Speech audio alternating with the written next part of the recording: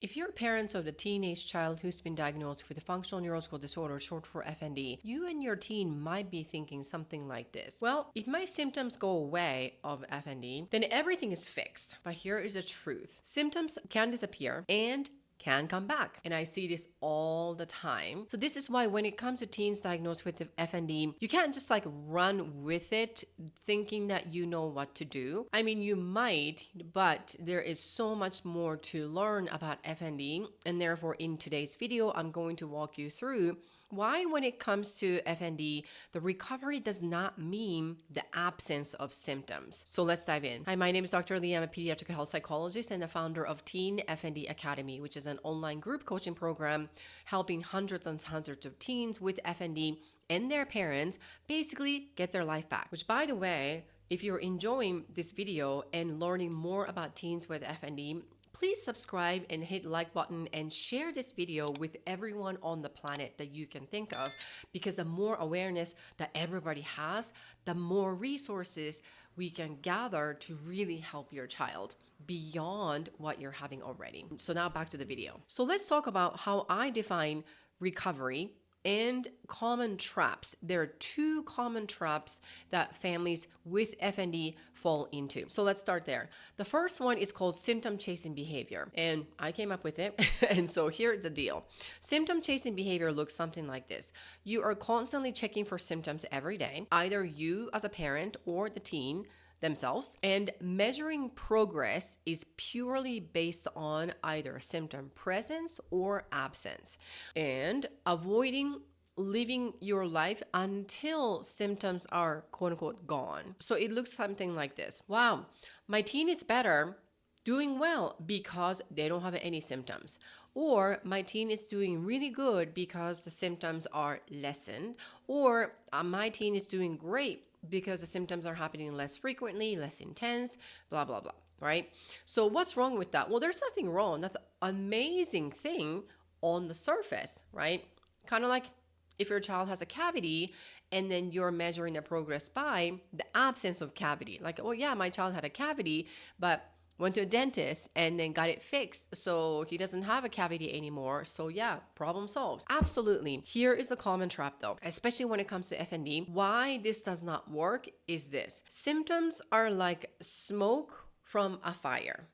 So symptoms are not the fire itself, right? So there's that. And therefore, teens end up living around their symptoms, not beyond them.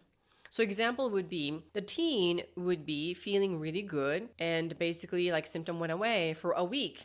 And then you and your teen thinking, oh my gosh, don't know what happened exactly, but it's better. So yay, great. Then it comes back right when the stress comes back or something like that. Now, FND is not necessarily happening because of the stress, but stress can be one of the triggers, right? And sometimes you can be just fine and then doing great, there's no stress, and then bam, suddenly the symptom can happen. So I'm not saying that stress is the only reason why that your child might be having an episode of FND. However, that's kind of how it goes. And the second thing about the trap is something called the spontaneous recovery. Now, it's a scientific term. Spontaneous recovery is basically symptoms go away quickly without doing anything, right? So meaning not learning any skills or strategies. There's nothing that your teen did to basically stop this FND from happening. And it's the real thing. So that's why it's called spontaneous recovery, right? I see this oftentimes when teens have certain things. So something good happens,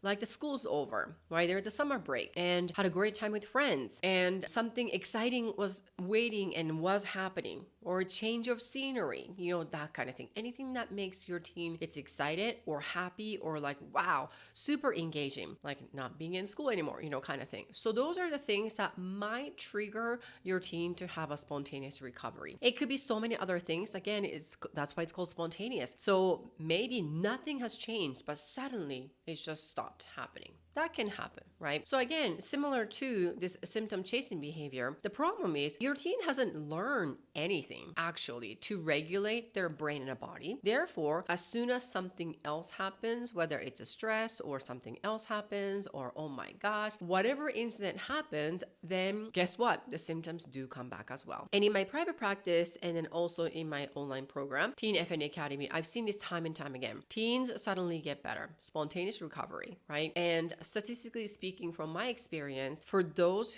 teens who got better spontaneously, 2/3 of the teens actually ended up coming back because now their FND comes back with vengeance. And so it's sort of like out of sight, out of mind, but really it kind of goes back to go hand in hand. Either you don't really think about FND at all and just living your life. Yay, it's done. However, you might be thinking about what if this comes back again, right? So then you're like living around the symptoms and just waiting for the other symptom to happen kind of thing, right? So it could go either way. So either way, the symptom chasing behavior or the spontaneous recovery, although on the surface they look fantastic, not really.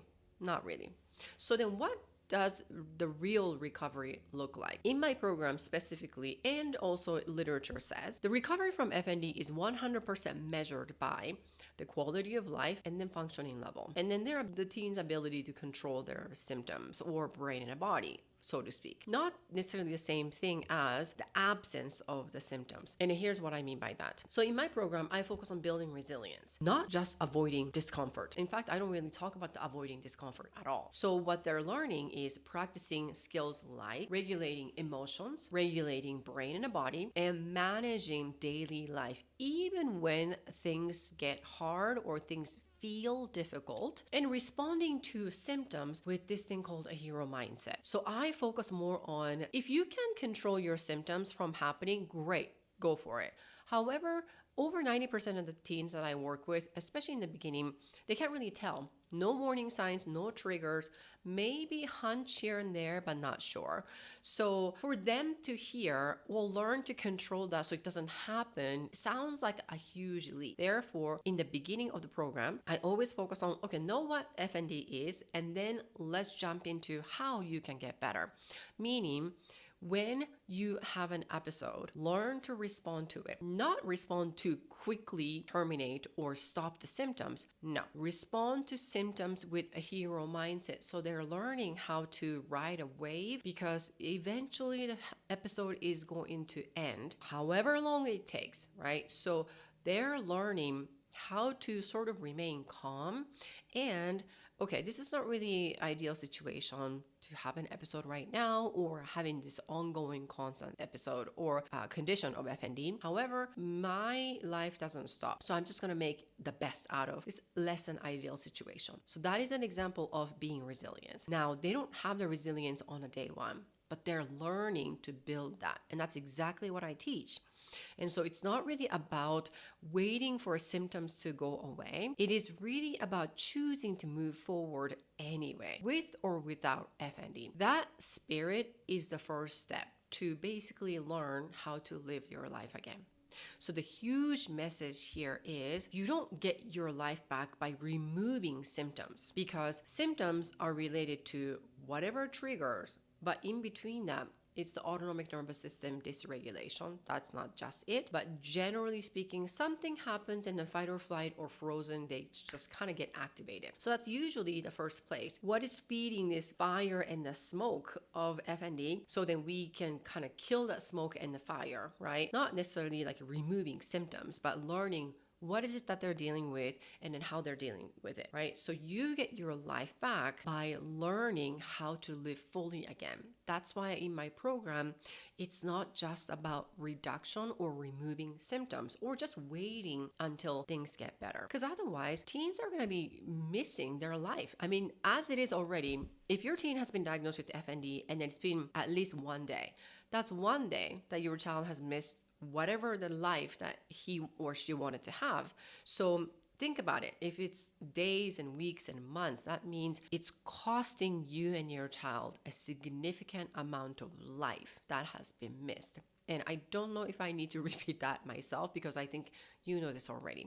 So if you're tired of going in circles, waiting for symptom to disappear, let's stop chasing. Because in my program, you will have direct access to me so I can guide you how you can get out of that symptom chasing behavior or just hoping this spontaneous recovery happens, because that's not going to be the solution either. So you can apply to my program, link is down below, and then see if you qualify for the program. Now, thank you so much for watching this video, and I will see you in the next video.